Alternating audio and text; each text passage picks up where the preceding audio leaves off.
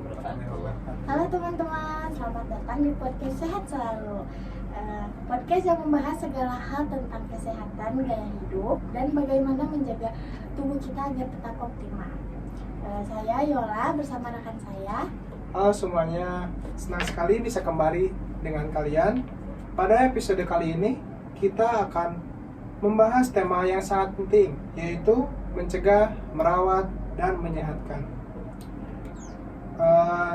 Yaitu ada 3 langkah utama ini sangat penting untuk menjaga kesehatan tubuh agar tetap bugar dan bebas dari penyakit. Betul sekali.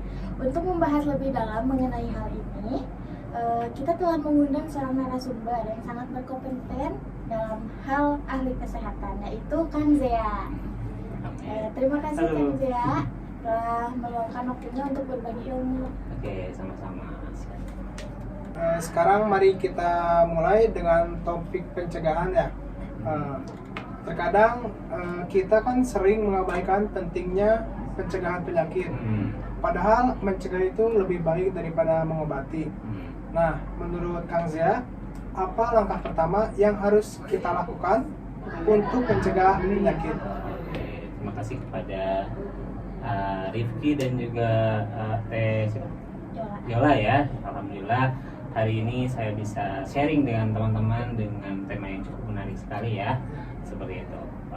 Yang kita tahu bahwa di Undang-Undang Kesehatan itu yang terbaru tahun nomor 17 tahun 2023 bahwa kesehatan itu adalah mencangkup kondisi fisik, psikis, kemudian mental, dan juga spiritual dan juga sosial seperti itu. Jadi bukan cuma fisik saja, bukan cuma body saja, tapi mencakup dengan psikis dan lain-lainnya. Kebetulan saya juga sebagai di klinik, kerja di klinik dan di rumah sakit juga di bagian terapi psikologi ya, gitu. Jadi memang sedikitnya karena saya kerja di klinik, setidaknya di bagian body ya saya akan bahas sedikit lah.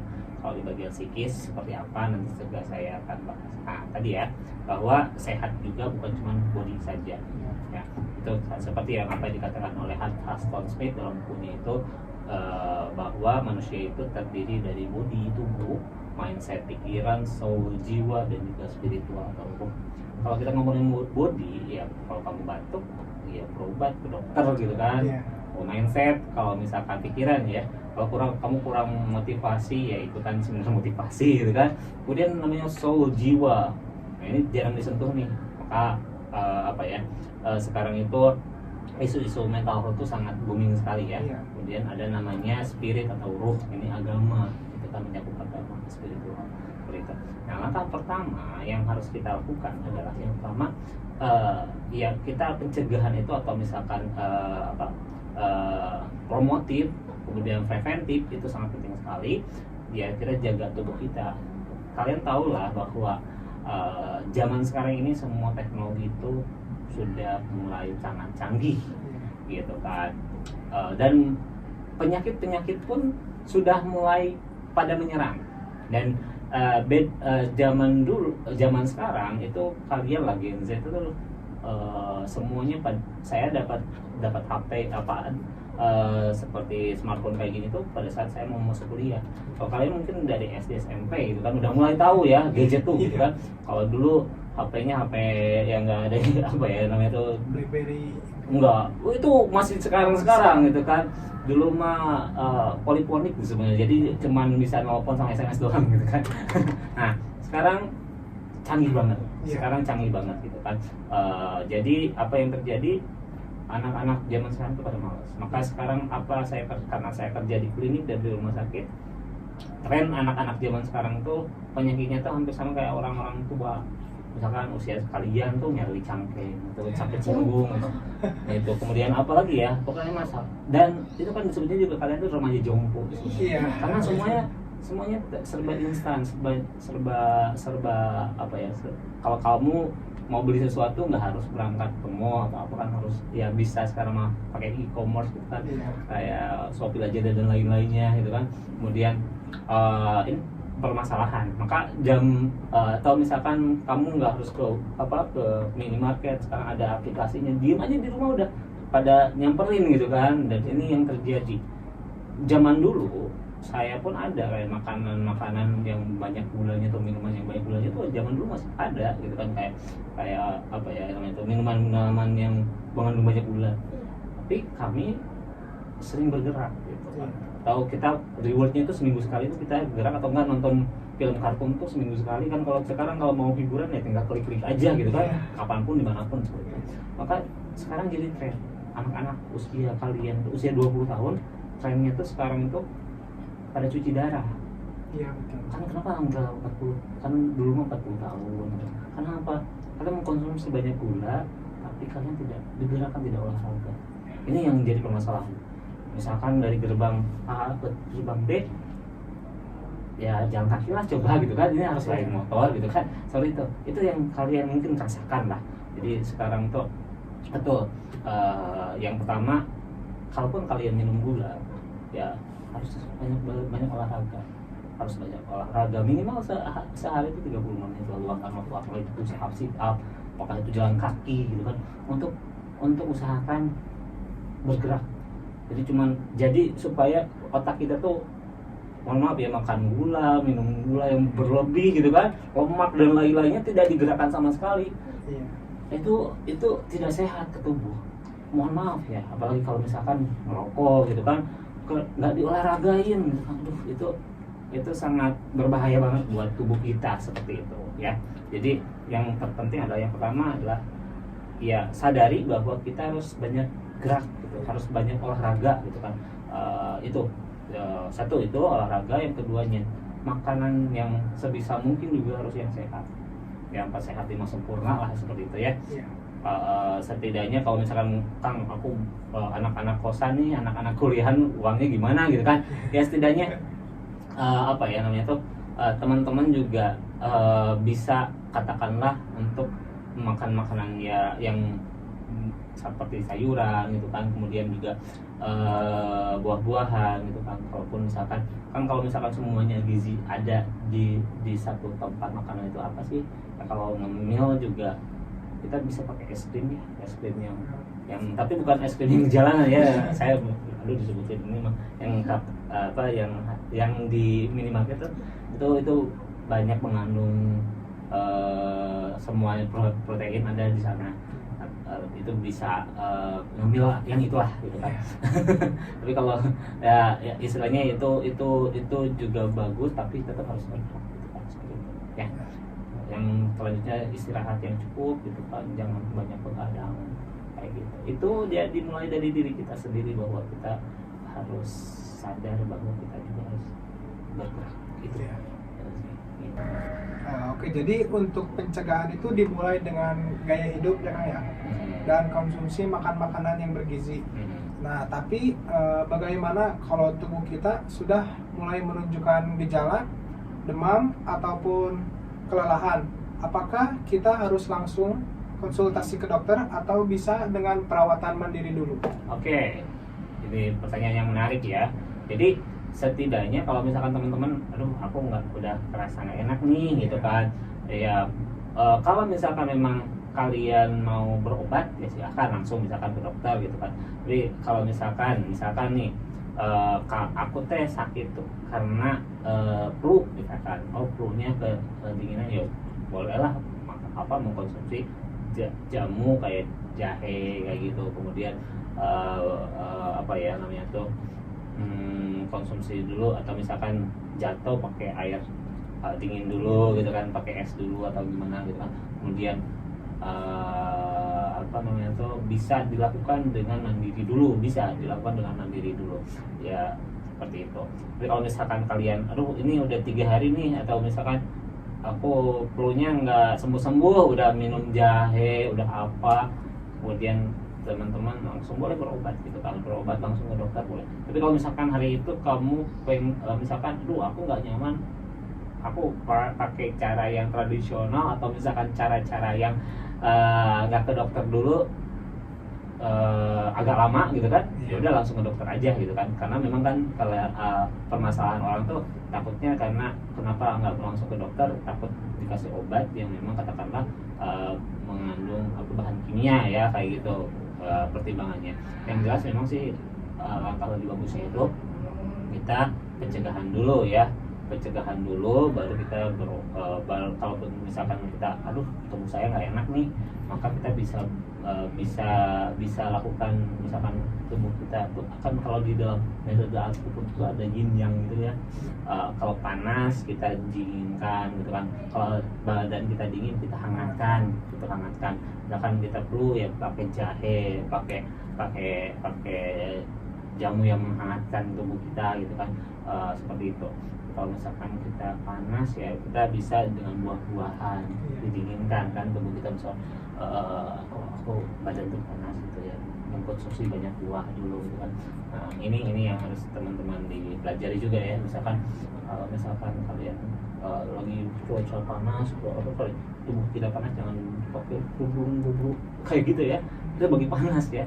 Ya udah gitu, kalau kamu mengkonsumsi banyak buah itu bagus, tapi kalau misalkan kalian memang kedinginan berarti harus dihangatkan ya, bisa dengan air hangat, bisa dengan dengan jahe, dengan susu jahe yang kayak gitulah ya, dengan jamu itu bisa dilakukan. Tapi kalau misalkan udah 3 hari udah melakukan hal itu, supaya kita kan menghindari obat-obat yang dari bahan kimia dan ternyata udah udah banyak perubahan ya gitu kan, flu-nya masih tetap udah pakai udah pakai temulawak dan lain-lainnya gitu kan, masih kayak gini ya, sok berobat sama dokter kan, seperti itu. Baik, menjaga tubuh agar tetap fit dan cepat pulih kan memang penting ya kan.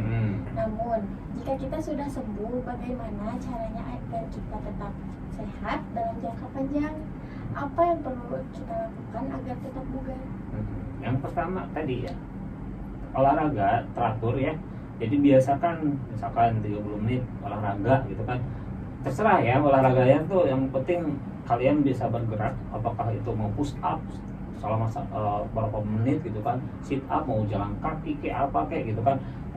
Yang terpenting adalah olahraga. Kemudian hindari begadang juga ya gitu kan, hindari begadang. Kalau misalkan udah jam apalagi yang sekarang main game ya, itu kan suka pada itu sampai tengah malam gitu kan. Sayangnya di tubuh kalian sendiri, karena nggak akan kerasanya tuh nggak akan sekarang, nanti pas udah usia tua lah gitu kan, mungkin udah karena begadang mengkonsumsi. Dan hindari juga kayak rokok, alkohol gitu kan, hindari lah gitu kan, karena efeknya juga nanti katanya kan yang merokok juga, yang merokok mati, yang enggak juga mati gitu.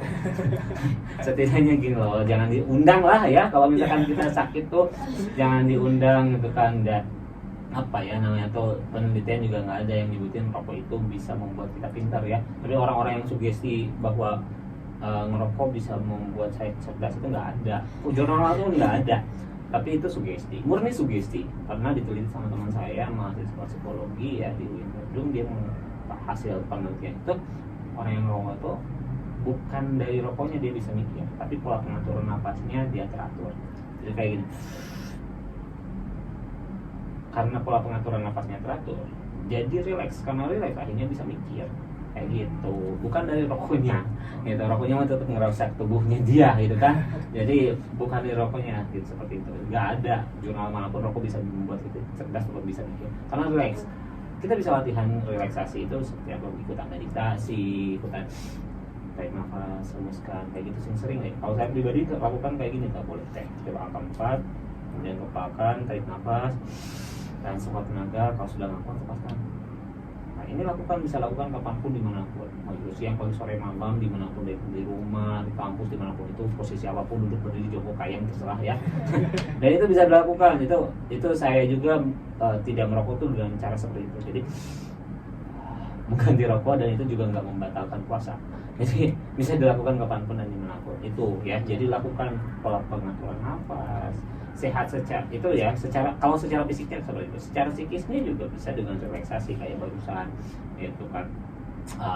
Kemudian bagaimana kita menyikapi stres gitu kan, bagaimana kita menyikapi stres dengan cara tenang, bijak gitu kan gitu. Kalau misalkan kalian butuh bantuan, ternyata aduh aku stres tapi nggak ada yang ngerti, nggak, ya boleh kalian untuk tanya-tanya ke ahli, ke psikoterapis, patologis seperti saya boleh gitu kan. Untuk anak-anak DTH mas kalau gratis kalau di DTH ya, selama masih jadi mahasiswa DTH gitu kan. Belum, kalau udah keluar mah bayar. Ya seperti itu ya. Oke gitu. Baik, jadi sedikit demi sedikit ya Kang dan bertahap. Itu yang terpenting. Nah, terakhir nih Kang, seringkali kita mendengar bahwa cegah itu lebih murah daripada mengobati. Bagaimana menurut Kang Zea, apakah pencegahan memang lebih efisien dalam menghemat biaya kesehatan jangka panjang? Iyalah, kan sehat itu Mahal. salah. Sehat itu murah, yang mahal itu kalau udah sakit. Sehat itu murah kalau kamu lagi sehat, banyakin olahraga, tidur yang cukup gitu kan, makan makanan yang bergizi gitu kan, Iya.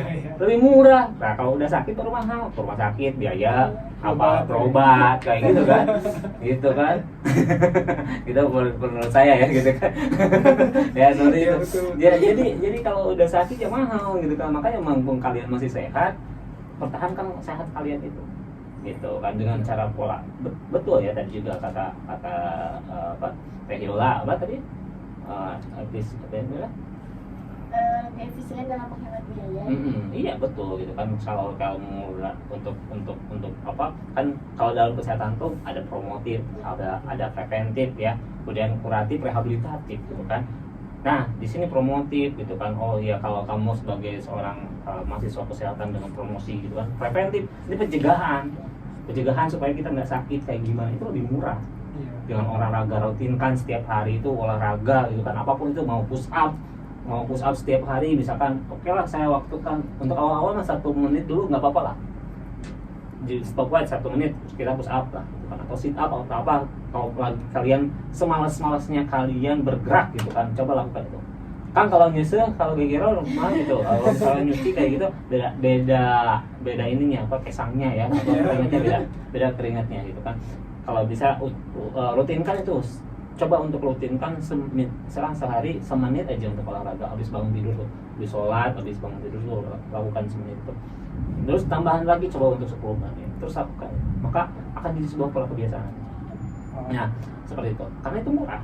Olahraga itu murah gitu kan, Iya, gratis gitu kan, bukan murah lagi, gratis gitu kan. Terus kamu coba untuk makan, oke lah sekarang modal buah lah, beli buah apa ya, oke lah aku coba untuk beli jeruk apa kayak misalkan pepaya kayak apa kayak gitu kan.